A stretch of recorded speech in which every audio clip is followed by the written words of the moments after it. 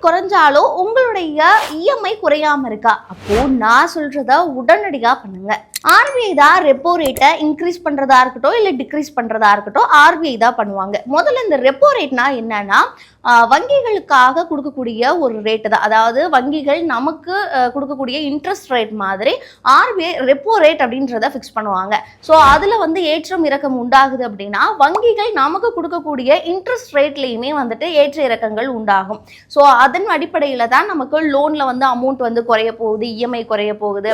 இப்போ repo rate அதிகமாச்சு அப்படின்னா இன்வெஸ்ட்மெண்ட் பண்ணுறவங்களுக்கு ரொம்ப லக்கி அப்படின்றது இல்லை. இந்த ரெப்போ ரேட் வந்து குறைஞ்சது அப்படின்னா இஎம்ஐ எடுத்து இஎம்ஐ கட்டிட்டு இருக்கவங்களுக்கு ரொம்ப லாபம் அப்படின்ற மாதிரி இதை பேஸ் பண்ணி தான் சொல்றாங்க. ஸோ இந்த ரெப்போ ரேட் குறையுது அப்படின்னா நீங்கள் loan, car loan, home loan, personal லோன்லாம் எடுத்திருக்கீங்க அப்படின்னா உங்களுக்கான இஎம்ஐ குறையும். அதே மாதிரி இது குறையும் போது நீங்க ஃபிக்ஸ்டு டெபாசிட், ஆர்டி, எஃப்டி இந்த மாதிரிலாம் போட்டிருக்கீங்க அப்படின்னா அதுல கிடைக்கக்கூடிய உங்களுக்கு இன்ட்ரெஸ்ட் ரேட் கம்மியாகும். ஸோ அவங்களுக்கு வந்து இது ஒரு பாதகமான சூழ்நிலையா இருந்தாலும் இஎம்ஐ கட்டுறவங்களுக்கு ஒரு சாதகமான சூழ்நிலையாவே இருக்கு.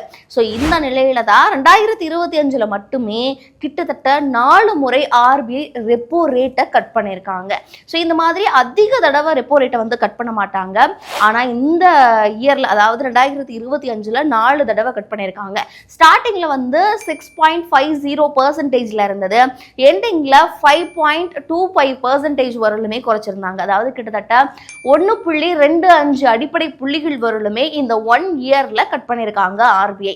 ஸோ இதனால நமக்கு இன்ட்ரெஸ்ட் ரேட்ல பெரிய இம்பாக்ட் இருக்கும். அதாவது இப்போ இன்ட்ரெஸ்ட் ரேட் வந்து குறையும், அப்போ லோன் வாங்கியிருக்கவங்களுக்கு இஎம்ஐ குறையும், ஃபிக்ஸ்டு டெபாசிட் மாதிரி போட்டு இன்வெஸ்ட்மெண்ட் ரிலேட்டடாக போட்டிருக்கவங்களுக்கு இது ஒரு பாதகமான சூழ்நிலையாகவும் இருக்கும். நான் முன்னாடி சொன்ன மாதிரி ஒரு ஸ்ட்ராட்டஜி தான் இதில் ஒர்க் ஆகுது. இதில் இப்போ என்ன அப்படின்னா ஆர்பிஐ ரெப்போ ரேட் குறைச்சா வந்து இஎம்ஐ குறையும்னு சொல்கிறாங்க. ஆனால் என்னோட இஎம்ஐயில் எந்த ஒரு மாற்றமும் இல்லை, அதுக்கு என்னதான் பண்ணுறது, இதுக்கு பின்னாடி என்னதான் இருக்குது அப்படின்றது நிறைய பேருடைய கேள்வியாகவும் இருக்கும். ஸோ அப்படி பார்க்கும்போது இப்போ என்னதான் ஆர்பிஐ வந்து ரெப்போ ரேட்டை கட் பண்ணியிருந்தாலும் இதில் வந்து யார் யாருக்கு வந்து இம்ப்ளிமெண்ட் ஆகும் அப்படின்ற ஒரு விஷயத்த பார்க்கணும். அதுக்கு வந்து ஒரு 3 லிஸ்ட் இருக்கு. ஸோ அதில் வந்து ஃபர்ஸ்ட் ரெப்போ லிங்க்டு ரேட் வந்து இருக்கு, இன்னொன்று ஃப்ளோட்டிங் ரேட், இன்னொன்று ஃபிக்ஸ்டு ரேட். ஸோ இதில் வந்து எந்த ரேட்டில் வந்துட்டு நீங்கள் உங்களுடைய இஎம்ஐயோ இல்லை வேற ஏதாவது போட்டிருக்கீங்க அப்படின்னா அது எந்த கேட்டகரியில் வருது அப்படின்றத முதல்ல தெரிஞ்சுக்கணும். முதல்ல இந்த 3த்துக்கும் இருக்கக்கூடிய வித்தியாசம் என்ன அப்படின்றத பார்க்கலாம். முதல்ல இந்த ரெப்போ லிங்க்டு ரேட்னா என்னன்னா இப்போ இன்ட்ரெஸ்ட் ரேட் வந்து ஆர்பிஐயோடைய ரெப்போ ரேட்டோட லிங்க் ஆகிருக்கும். ஸோ அது வந்து அதிகரிக்குது இல்லை குறையுது அப்படின்னா இதுக்கேற்ற மாதிரி இந்த இன்ட்ரெஸ்ட் ரேட் வந்து அதிகரிக்கும், இன்க்ரீஸ் ஆகும். ஸோ நீங்க வந்து ஒரு லோன் எடுக்கிறீங்க அப்படின்னா அதுல RLLR அப்படின்றத குறிப்பிட்டிருப்பாங்க. அதாவது ரெப்போ லிங்க்டு லெண்டிங் ரேட் அப்படின்றது தான் அதோடைய ஃபுல் ஃபார்ம். அடுத்ததா EBLR அப்படின்றதையுமே குறிப்பிட்டிருப்பாங்க. அது எக்ஸ்டர்னல் பெஞ்ச்மார்க் லெண்டிங் ரேட் அப்படின்றது தான். ஸோ வந்து ரெப்போ ரேட்டோட உங்களுடைய இன்ட்ரெஸ்ட் ரேட் லிங்க் ஆயிருக்கு அப்படின்னா நீங்க லோன் எடுக்கிறீங்கன்னா அதுல வந்து இந்த வார்த்தைகளை வந்து பயன்படுத்தி இருப்பாங்க. ஸோ அதை வச்சுமே உங்களுடைய இன்ட்ரெஸ்ட் ரேட் ரெப்போ ரேட்டோட லிங்க் ஆகிருக்கு அப்படின்றத கண்டுபிடிச்சிக்கலாம். ஸோ அதுல எப்போலாம் ரெப்போ ரேட் கம்மியாகுதோ அப்போ உங்களுக்கான இன்ட்ரெஸ்ட் ரேட்டும் கம்மியாகும். சரி, அடுத்ததா இருக்கிறது ஃப்ளோட்டிங் ரேட். ஸோ இதுவுமே வந்துட்டு ஏற்ற இறக்கமான இதுதான். ஸோ ரெப்போ ரேட் வந்து எப்படி வந்து பெர்ஃபார்ம் பண்ணுதோ அதுக்கு ஏற்ற மாதிரி இந்த இன்ட்ரெஸ்ட் ரேட்டும் வந்து இன்க்ரீஸ் ஆகும், டிக்ரீஸ் ஆகும். ஸோ நான் முன்னாடி சொன்ன மாதிரி தான். ஸோ இதில் 3ஆவதா இருக்கிறது தான் வந்து ஃபிக்ஸ்டு ரேட்.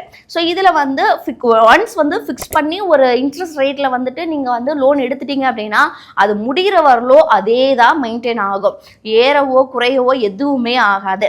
ஸோ இந்த ரெப்போ ரேட் வந்து இப்போ ரெடியூஸ் பண்ணுறதுனால நமக்கு வந்து லாபம் இருக்குது. இதுவே ரெப்போ ரேட்டை இன்க்ரீஸும் பண்ணுவாங்க. அப்படி பண்ணும்போது இன்னுமே நமக்கு இன்ட்ரெஸ்ட் ரேட் வந்து அதிகமாகும், இஎம்ஐ அதிகமாகிறதுக்கு வாய்ப்பு இருக்குது. ஸோ இந்த மாதிரி ஒரு சுச்சுவேஷனும் இருக்குது. எல்லா டைமுமே வந்து ரெப்போ ரேட்டை வந்து கட் பண்ணிக்கிட்டே இருப்பாங்க அப்படின்றதையுமே நம்மளால சொல்ல முடியாது. சரி, இந்த லிஸ்ட்ல இந்த கேட்டகரியில தான் என்னுடைய லோன் இருக்கு, அதை எப்படி நான் தெரிஞ்சுக்கிறது அப்படின்னா முதல்ல உங்களுக்கு வந்து நீங்க லோன் எடுக்கும் போதே லோன் டிரான்சாக்ஷன் லெட்டரோ இல்ல லோன் ஸ்டேட்மெண்ட்டோ வந்து கொடுத்துருப்பாங்க.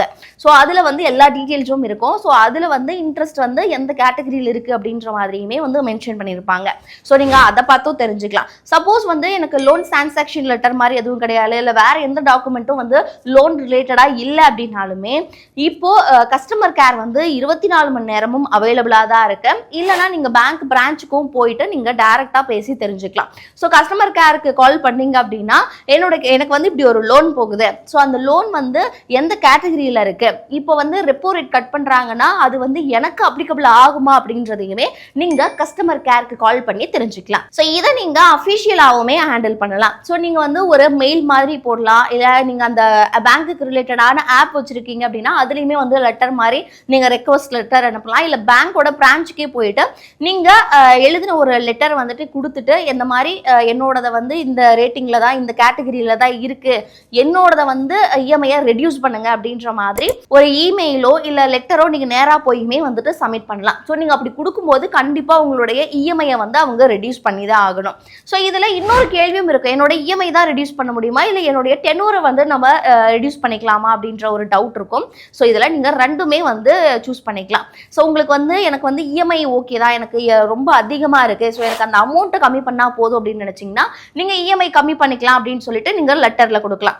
இல்லை இது ரொம்ப நாள் வந்து இழுத்துக்கிட்டே போகுது, எனக்கு அமௌண்ட் கூட பிரச்சனை இல்லை, அதோட டென்யூரை நான் கம்மி பண்ணணும்னு நினச்சிங்கன்னா அதுக்குமே எனக்கு வந்து இஎம்ஐ வேணாம், எனக்கு டென்யூரை மட்டும் கம்மி பண்ணி கொடுங்க அப்படின்னு சொல்லிட்டு நீங்கள் ரெக்வஸ்ட் பண்ணலாம். ஸோ அப்படி பண்ணீங்க அப்படின்னா அவங்க வந்து அதுக்கு கண்டிப்பாக வந்து ரெஸ்பான்ஸ் பண்ணியே ஆகணும். வித்தின் 30 டேஸ்க்குள்ள அதை வந்து அவங்க சரி பண்ணியே ஆகணும்.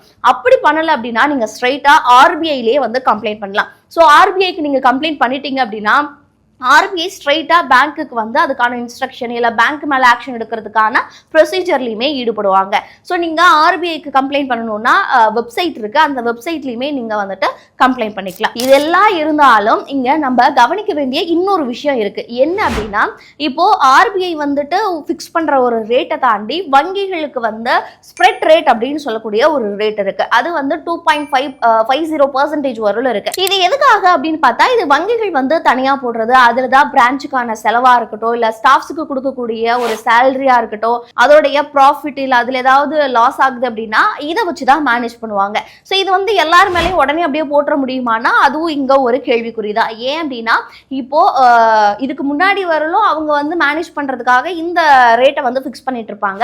ஸோ ஆர்பிஐ என்ன சொல்லியிருக்காங்கன்னா ஒரு பர்சன் லோனோ இல்லை வேற ஏதாவது இஎம்ஐ கட்டிட்டு இருக்காங்க அப்படின்னா அவங்களுடைய சிபில் ஸ்கோர் அடிப்படையில் தான் இந்த ரேட்டை வந்து நீங்கள் கொடுக்கணும், நீங்களா வந்து தானா இந்த ரேட்டை வந்து இது பண்ண முடியாது அப்படின்றதையும் சொல்லியிருக்காங்க. குறைஞ்சது அவங்க குறைஞ்சபட்சத்துல இருந்து அதிகபட்சமா வந்து இந்த ரேட்டை வந்து போட்டு அந்த இஎம்ஐ ரெடியூஸ் ஆகாம தடுக்கிறதுக்கான வாய்ப்புகளும் இருக்கு. ஸோ இப்படி இதுல ஒரு மைனஸும் இருக்கு. ஸோ இதையுமே நீங்க தெரிஞ்சுக்கணும். ஸோ உங்களுடைய சிபில் ஸ்கோரும் கரெக்டா இருந்து அவங்க இந்த ரேட்டை வந்து போடுறாங்க அப்படின்னா நீங்க இதுக்கு அகைன்ஸ்டாவும் நீங்க பேசலாம். ஸோ அவங்க கிட்ட ரெக்வஸ்ட் பண்ணி இதை நீங்க குறைச்சிக்கணும், இல்லை எனக்கு வந்து இஎம்ஐ அதிகமா இருக்கு அப்படின்னு சொன்னீங்கன்னா பேங்க் சைட்ல இருந்தும் அவங்க வந்துட்டு இதுக்கான ஆக்ஷனும் எடுப்பாங்க. ஸோ இந்த மாதிரி தான் ரெப்போ ரேட் வந்து குறைச்சாலே எல்லாருக்கான இஎம்ஐ கம்மியாகும் அப்படின்றது கிடையாது. ஸோ நீங்கள் இஎம்ஐ ஒரு லோனோ இல்லை வேற ஏதாவது வாங்கியிருக்கீங்க அப்படின்னா அது எந்த கேட்டகரியில் வருது அப்படின்றத முதல்ல தெரிஞ்சுக்கோங்க. ஒரு லோன் எடுக்கிறதுக்கு முன்னாடி அதில் என்னென்ன விஷயங்களை சொல்லியிருக்காங்க, எது எது நமக்கு சாதக பாதகமாக இருக்குது அப்படின்றதையுமே தெரிஞ்சுக்கோங்க. இப்போ இஎம்ஐயால் நிறைய பேர் சிக்கலில் மாட்டிட்டு இருக்காங்க அப்படின்னா இந்த ஒரு விஷயம் அவங்களுக்கு தெரியலைன்னா இந்த வீடியோவை அவங்களுக்கு ஷேர் பண்ணுங்க.